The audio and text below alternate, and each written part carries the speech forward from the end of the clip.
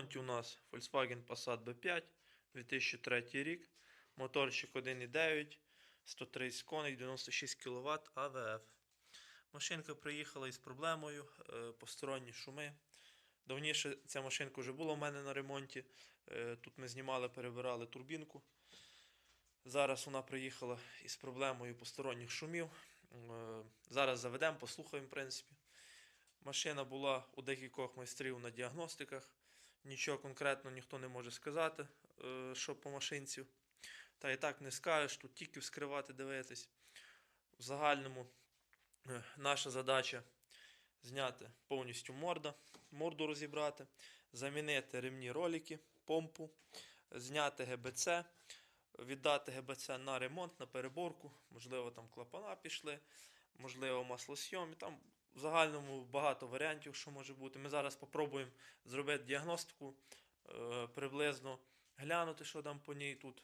Як то кажеться, варіантів маса, може бути і демпфер, може бути каталізатор, може бути, турбінка відпадає варіант, тому що ми її недавно перебирали, вона була в гарному стані. У загальному наша задача повністю розібрати машинку, перебрати і поставити на місце. Для цього нам треба повністю зняти морду, для цього нам повністю треба зняти все навісне по колу з ГБЦ і зняти саму головку. Головку ми будемо давати на ремонт у інше місце. Я головками не займаюсь. В принципі, нам головочку гарно переберуть і будемо збирати все на місце. У загальному по відео я покажу, як самостійно можна замінити ремні ролики на даній машині, приводний ремень, помпу, де там які мітки, як це робиться, як виставляється. І я думаю, буде всім цікаво.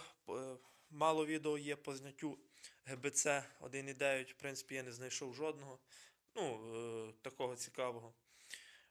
Я покажу, як ми самостійно повністю можемо зняти ГБЦ, тому що у нас є два варіанти. Перший варіант – загнати машинку в сервіс, заплатити 500, 600, 700 доларів за роботу, за деякий час прийти забрати машинку. І другий варіант, економний, це самому зробити 80% роботи і тільки заплатити за ремонт голови, і за запчастини відповідно. Для початку заведемо, послухаємо, що з нею відбувається. Так, ключик. Як бачимо, вже сервісний інтервал підійшов, в принципі. В принципі, масла фільтрами теж будемо міняти.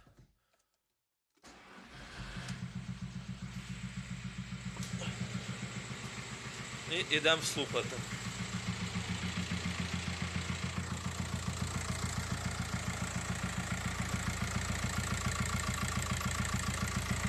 Основний звук йде з корпуса воздушного фільтра.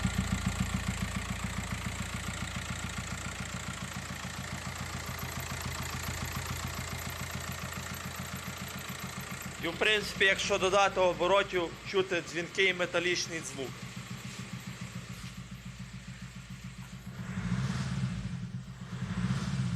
На жаль, один я не можу це все показати. Попробуємо послухати так.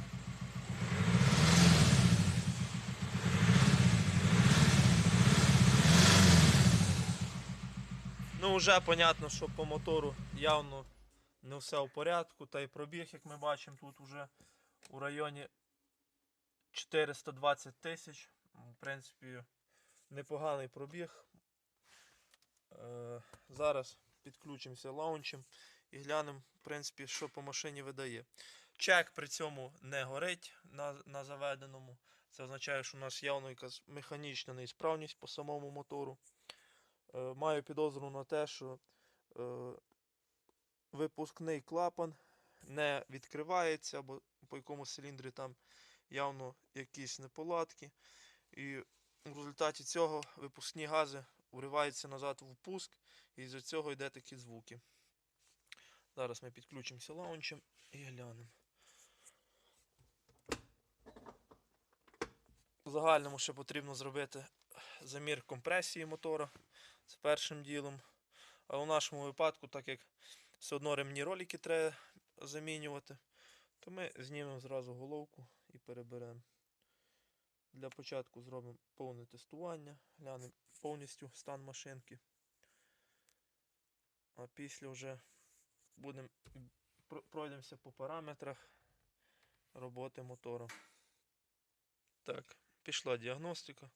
Як ми бачимо, по мотору вже є одна ошибочка. От, можливо, щось цікаве. Зараз зробимо повну діагностику для повної картини. Так, закінчило воно діагностику, як ми бачимо.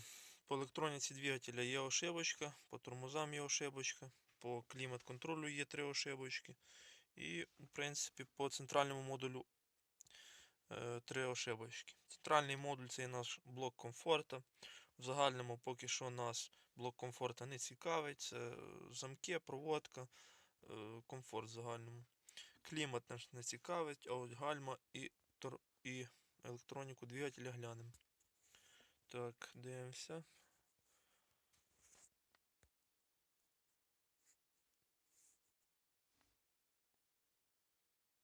Так, щитуємо куди неісправності.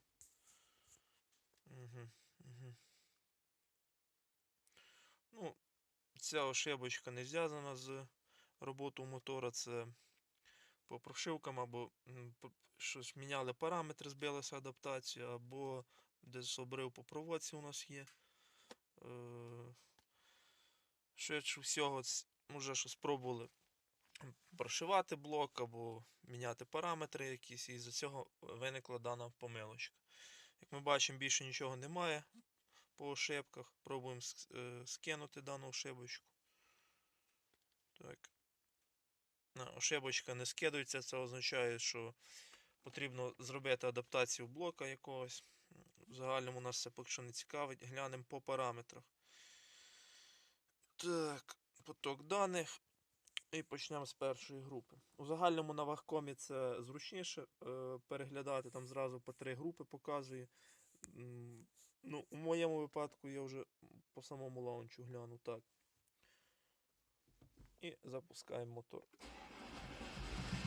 Поганенько він запускається, бачимо температура 27 градусів, бачимо обороти у загальному по оборотах більш-менш. Об'єм приска, чуть високуваті параметри, угол. Хотілося чуть-чуть менший вприск, щоб був у районі 4-5 мг на старт, а у нас іде 7-8, завишені показники йде. Дивимося слідуючу групу. Так, тут же обороти, тут же температура. Дивимося слідуючу групу. Ще дуже цікаві групи 12, 13 група. Так, масовий розход воздуху, в принципі, все у нас в порядку. По третьому, так, в 4-му каналі синхронізацію ремнів роликів можна глянути. От вони. В принципі, допуск плюс-мінус 3 градуси у нас показує -1, тобто у допуску. Ідеально, звичайно, у 0 виставити. В принципі, ми після заміни ремнів роликів глянемо, як ми виставимо, чи ми виставимо у 0 чи ні. Дивимося слідуючу групу. Так, тут у нас нічого цікавого. Дивимося слідуючу групу. По 11 групі можна контролювати надув турбіни, дивитись повністю на ходу. Так, це у нас температури топлива, антифріза. Температурні всі датчики виводить. Дивимося слідуючу групу. Це у нас є 8-ма група. Оборот у загальному добре тримає, але чути бобоніння у районі впуска. Слідуючу групу переглядаємо. От по 11 групі ми можемо контролювати наш надув турбіни, повністю переглядати. Це значить желаємий надув, це то, що хоче, щоб турбіна дула, а це то, що дує по факту. Ну і це скважність на клапан, що ЕБУ командує на 75-му клапану, на скільки процентів відкрити, на яку мощність. зредагувати нашу турбінку. І так, якщо легонько погазувати, бачимо, що турбіна дує по факту. Ну, в принципі, ці параметри потрібно на ходу під живу нагрузку провіряти. Слідуюча група у нас теж досить цікава. Так, як ми бачимо, напряження, то, що дає генератор, температура антифріза. Це наші свічі накала показує, в принципі, вони всі справні. Дивимося слідуючу групу. Це дуже цікава група. По цій групі ми можемо бачити роботу наших насос-форсунок. Завод по допуску дає плюс-мінус 2,5 мг. Може у плюс йти або в мінус. А по факту, з практики, проблеми починаються вже до 1,5 і вище міліграма. Вже починаються явні проблеми по машині, незапуски ранком, утрата тяги, чек на приборній панелі і багато всього. Як ми бачимо, по роботі другого циліндра, другої форсунки в загальному гарний стан, добрий допуск. Ми бачимо, четверта форсунка теж непогана. А от по роботі першої явні питання є. Вона сильно вибивається, скажімо так, з роботи, як порівняно у другому і у четвертому циліндрі. Ми бачимо, що у третьому циліндрі так же само.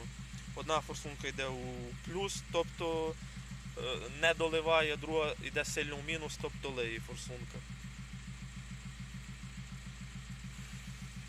В загальному нічого більше такого не показує по діагностиці. Зараз будемо переходити до самого розбору. От, і бачимо розхід на холостому 0,7 літра в годину. В принципі, це теж непоганий показник. По цих параметрах ми могли б виявити ізнос у циліндропоршневій групі, але в загальному розхід, тобто показує більш-менш у допуску. Швидше у нас проблема буде з випускними клапанами, на мою думку. Ну, в принципі, вже коли розберемо головку повністю, тоді віддамо на ремонт, тоді вже точно узнаємо, що по ній було, які проблеми, чи були ми праві, чи ні. Глушимо нашу машинку. Перед тим, як братись за роботу, розглянемо весь інструмент, який нам необхідний для якісної заміни прокладки ГБЦ, для демонтажа самого ЄГБЦ, значить для того, щоб правильно виставити усі ремні ролики, для заміни помпи, скажімо, нам потрібен певний набір інструментів. Розпочнемо із основних. Значить, перше це набір фіксатора колінвала і розпредвала. Це у нас є фіксатор колінвала, ось такий фіксатор. Він вставляється, там є спеціальна виємка під нього, він вставляється. Получається, ось тут є мітка. От. І та мітка співпадає з міткою на зубі колінвала. Так ми будемо знати, що ми правильно виставили мітки. В принципі, як користуватися цим інструментом, ми розглянемо далі. У процесі роботи, скажімо. Це є фіксатор розпредвала. Якщо немає такого штифтика, можна використати сверло на 8, там на 6 мм, по ідеї йде. Це у нас є фіксатор. У випадку, якщо у нас стоїть гідравлічний натяжитель ремня, може стояти звичайний, який коригується спеціальним ключиком натяжного ролика. От такий ключик нам ще необхідний.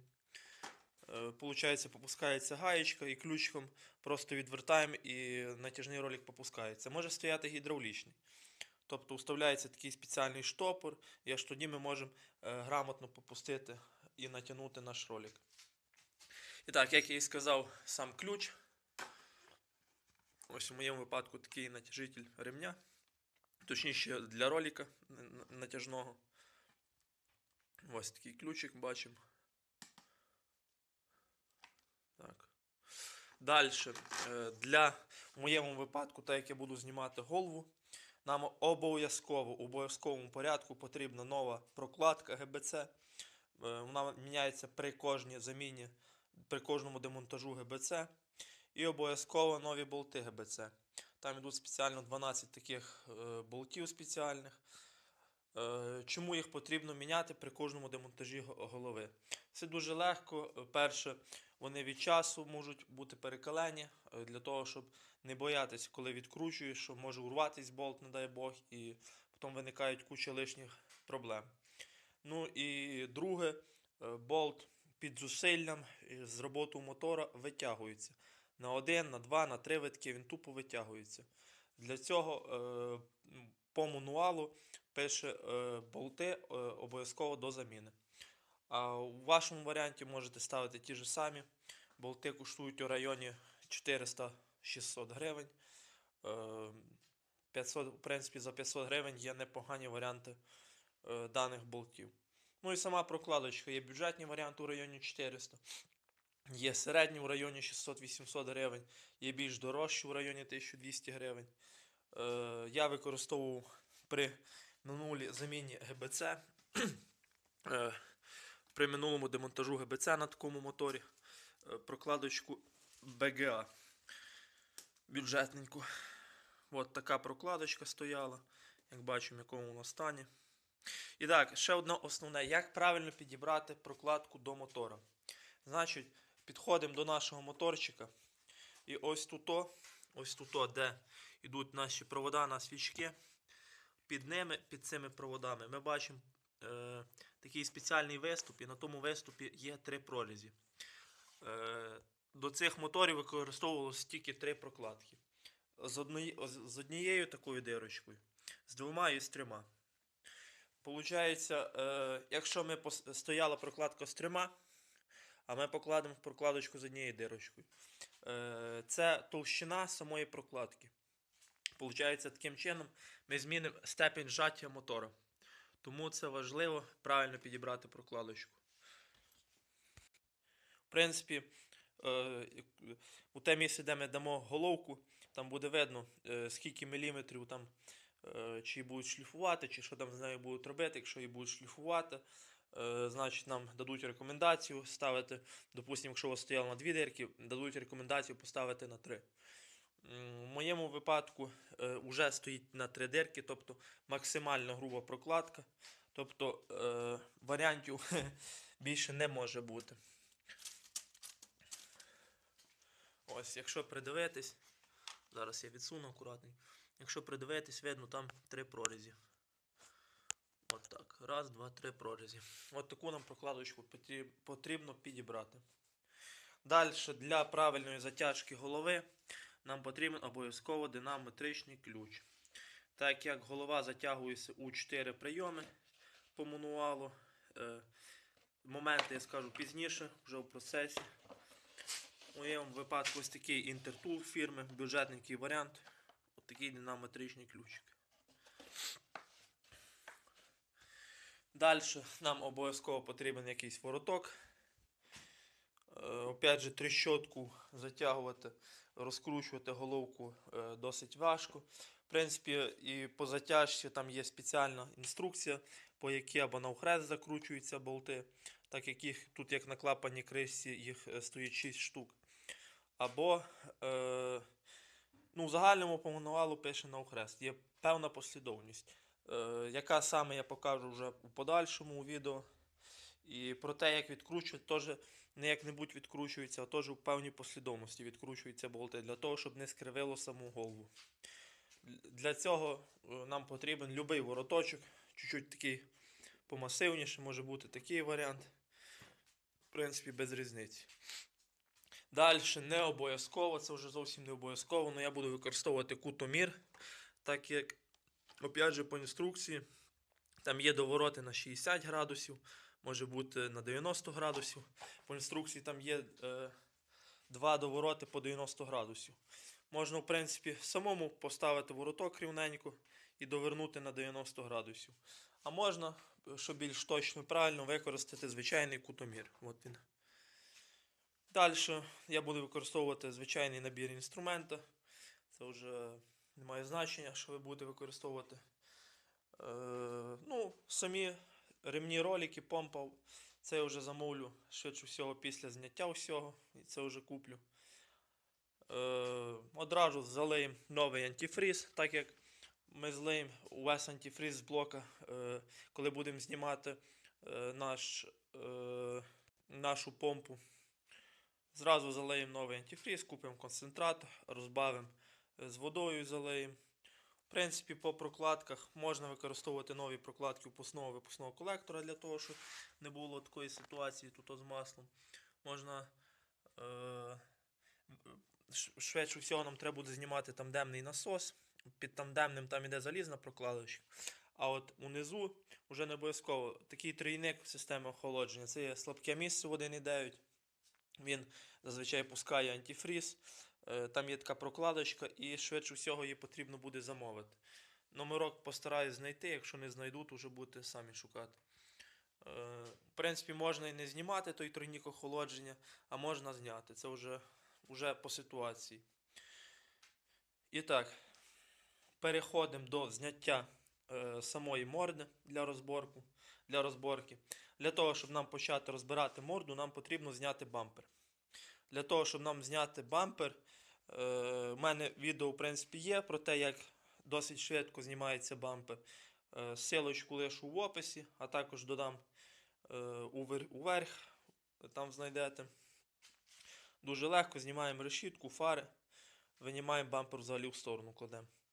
Ну і далі приступаємо до зняття, получається, самої морди, усилителя. Після демонтажа бампера я вже покажу, що за чим, як знімається. Ну і далі все по ситуації покажу. Відео вийде досить великим, довгим. Попробую зробити тайм-коди, вставити у відео для того, щоб кожен, хто шукає яку корисну інформацію для себе, щоб не передивлявся повністю відео, міг знайти все, в принципі, у описі. Ну що, приступаємо до роботи.